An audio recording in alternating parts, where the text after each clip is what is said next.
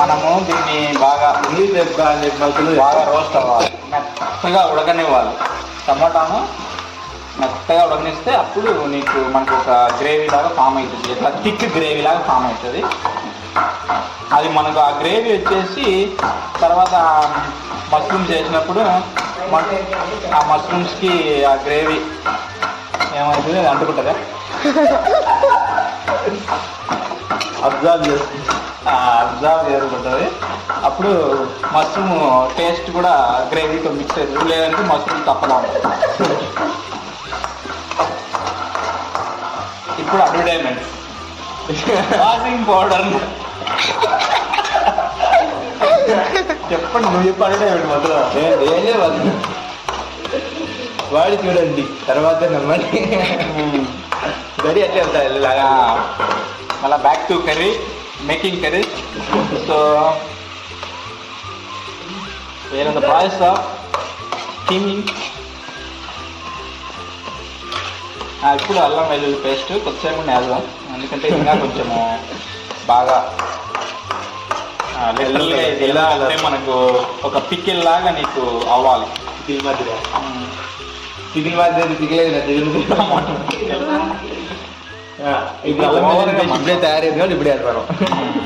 అల్లం వెల్లుల్లి ఫ్రెష్గా ఒక స్పూను అల్లం వెల్లుల్లి రెండు కాంబినేషన్తో ఫ్రెష్గా తయారు చేసుకొని దాన్ని ఇలా మనము దాన్ని మనం ఇలా ఆనియన్స్ టమోటా మిశ్రమంలో కలుపుకోవాలి. కలుపుకుంటే మనకు కర్రీకి ఒక టేస్ట్ వస్తుంది, ప్లస్ హెల్త్ కూడా చాలా మంచిది అల్లం వెల్లుల్లి.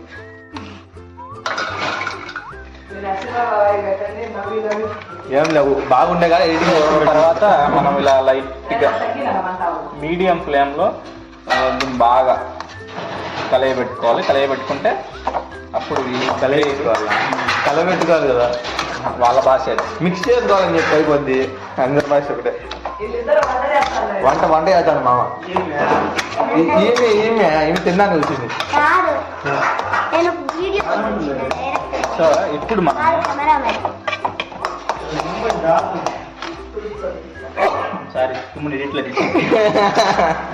ఇప్పుడు మనం ఇలా కలయబెట్టుకునే దాన్ని కొంచెం పసుపు, కలయబెట్టుకునే కొంచెం కారం పొడి వేసి మిక్స్ చేస్తే మనకు ఎట్లా ఉంటుంది, పప్పలు పడేది. ఇది పసుపు. మీరు ఒక హాఫ్ స్పూన్ వేసుకోవచ్చు, కానీ నేను కూడా హాఫ్ స్పూన్ వేస్తాను, ఎందుకంటే పసుపులో యాంటీ యాసిడ్స్ ఎక్కువ ఉంటాయి, యాంటీబయాటిక్స్ ఎక్కువ ఉంటాయి. So it is good for health.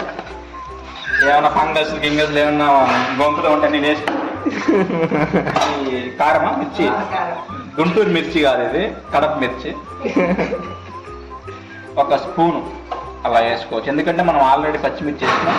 So ఎక్కువైతే మళ్ళా ఎగురుతాం, చూసి తర్వాత కూడా వేసుకోవచ్చు. రుచికి తగినంత మీరు వేసుకోండి. సాల్ట్ నాకైతే నమ్మకం లేదు టేస్ట్ ఉంటుందని. నెక్స్ట్ ఉప్పు కూడా తగినంత ఉప్పు వేసుకోండి.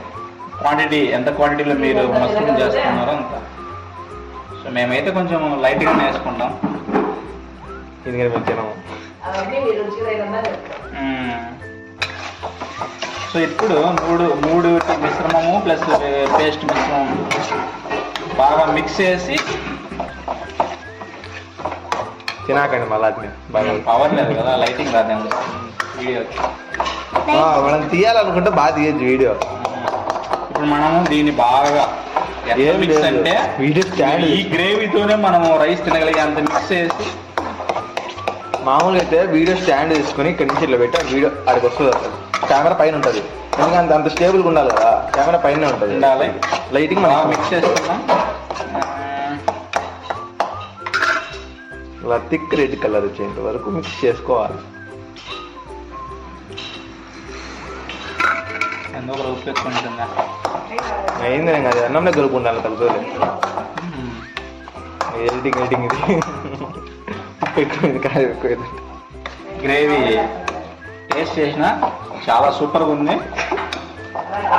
ఇంకా మనకు ఇంకా టేస్ట్ అదనపు టేస్ట్ రావాలంటే దీంట్లో కొంచెము డ్రై ఫ్రూట్స్ అంటే జీడిపప్పు పౌడర్, జీడిపప్పు, కాజు, అన్ని కాజు, బాదం, సో ఇలా కొబ్బరి పొడి కానీ ఇలా మిక్స్ చేసుకుంటే డ్రై ఫ్రూట్ మావయ్య, డ్రై ఉండేది కాదు అడిగింది, డ్రై ఫ్రూట్.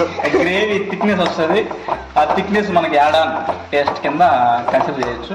కానీ అంత ఎఫర్ట్స్ పెట్టి నేను చేయడంలో ఏదో ఒక నార్మల్ అంటారు కాబట్టి తప్పదని చేస్తున్నారు, మీకు అర్థం కాదు. కర్రీ మేకింగ్ కు పార్టిసిపేట్ చేస్తాను. ఇది ఉమెన్స్ డే కాబట్టి ఉమెన్స్ వంట చేయమని తిరుగుకునేది. సో ఎలాగో నేనే తిప్పలు పడతాను. తప్పదు ఇలాంటివన్నీ లైఫ్ లో. చేయకపోతే రేపటి నుంచి మాకు ఫుడ్ ఉండదు అని చూస్తాను. ఈ వంట ఈ టేస్ట్ రావడానికి ముఖ్య కారణం మా బన్నీ పైనుంచి గైడ్ చేస్తాడు. మామ ఇంత వేయి అంత వేయి అని, ఎంత ఏమో వేయరా అంటే అడిగాడు. ఓకే, ఇప్పుడు బాగా ఆల్మోస్ట్ రోస్ట్ గ్రేవీ. ఇప్పుడు ఆయిల్ పైకి తేలేంత లాగా కలిసిపోయింది గ్రేవీ. ఈ గ్రేవీతో మనం ఇప్పుడు మష్రూమ్స్ ని చిన్న చిన్న ముక్కలుగా కట్ చేసుకొని మష్రూమ్స్ ని ఎలా అంటే చూపిస్తాం.